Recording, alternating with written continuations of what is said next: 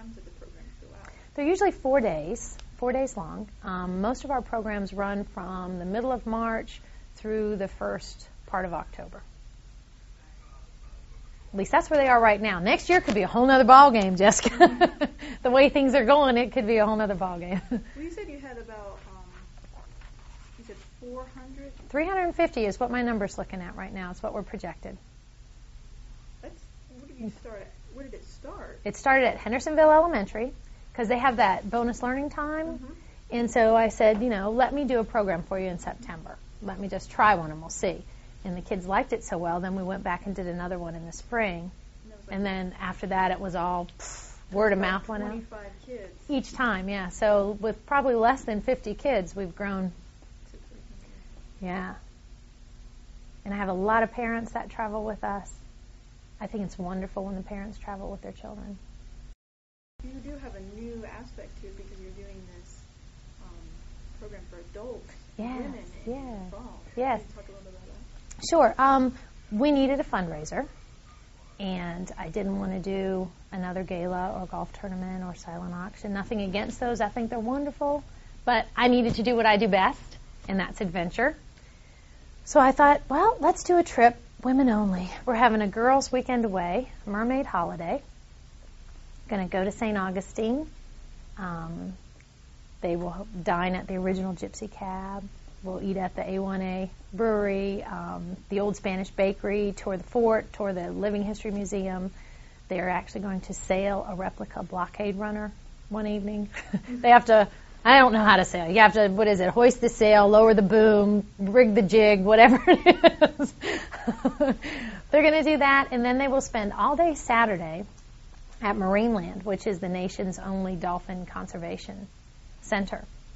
And they are going to interact with the dolphins. They will do dolphin programs there. And once they do their program, I have an artist going, and she is going to take them and do sketch classes, and they will draw their interpretation of their interaction with that dolphin on paper, and then that evening they will transfer that to a silk scarf and paint it onto a silk scarf. And then Sunday morning before we leave, we'll head to the beach and have everyone's picture made on the beach with their scarf blowing in the wind. But it's girls only, 21 and up. What started your interest in diving, snorkeling? Went to the Florida Keys on a vacation, did a snorkel trip, absolutely clicked with the guy that led the snorkel trip, and then just kept going back and advancing my scuba till I got my instructors. And then this program, kind of came as a pipe dream once the Dolphin Research Center stay kicked in, and it was just really kind of stumble along through it and built it as I go. There's no guidelines. There's nothing else out there that I'm aware of, that's like it. I'm sure somewhere there is, because it's impossible to have a unique idea, but haven't hit it yet. So we just kind of build it as we go. The kids tell me what they want, and we see what we can make happen. Where do you like to see the program in the future? You ready for this? Are you ready for this? Where I see this program going, is more than just an office space. Where I see this going is to offer Hendersonville a complete touch tank aquarium where people can come in and go through all the touch tanks with urchins and sea stars and shrimp and horseshoe crabs and small rays, and learn about all of those things, and have a place where kids can come on field trips. We shouldn't have to travel all the way. The big aquariums are beautiful, and I absolutely love them, but we could have something here that would serve such a unique purpose to our community and be a draw. The closest aquarium we have is 2.5 to 3 hours away. I'm not looking for something with massive tanks that need, filters the size of a Volkswagen. I just want someplace where the kids can own it. They can come in. They can lead little tours through it. They can talk to people about the animals that are in the touch tanks. They can do the experiences. We can do summer camps, after-school camps, Saturday mornings. More and more people are asking for that. So if the need is there, we need to meet it. But that's where I see it going. I would love to have the old Ingalls building up on Fleming Street. That would be, if I could ask for one thing, that would be it. I mean, I would love to have that building. But I'd settle for whatever I can get right now. I'm looking. But I need help to get there. Well, you just have a final question. It's kind of the importance of a program like this.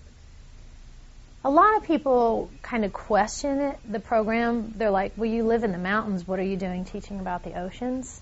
The oceans need to be treated as a sustainable resource. They're not necessarily a renewable resource. I'm not advocating stop eating of all fish and that kind of stuff. But what I want to do is teach people to be better stewards of what we have and understand what it is that we have. Statistics show that by 2050 we will have outfished the oceans. And anything that we get, well, any kind of fish product is going to have to be farm raised. Which is, it may just be the way that it goes, but if we don't teach people to appreciate what's out there, how can we justify asking them to change their habits in any way, shape, or form? We did the swim with the shark, did the shark feed with my divers, and it was not so much to say, yeah, we were diving with sharks, because we were sharks every time we dive. But for them to see that if you can use the ocean as such an educational tool. And one of the biggest things I have found about doing that and using water in general, water is an equalizer. I could put both of you in the water and you will be so far out of your comfort zones that you will be on the same ground. And that's what makes my team work like a team. The water equalizes everybody. It doesn't matter. You don't have to be the funniest, the cutest, the smartest, the richest, the most liked. It equalizes. They're all in the same boat. I put them in the water and they're all in there for the same reason. And I think that's what makes it work.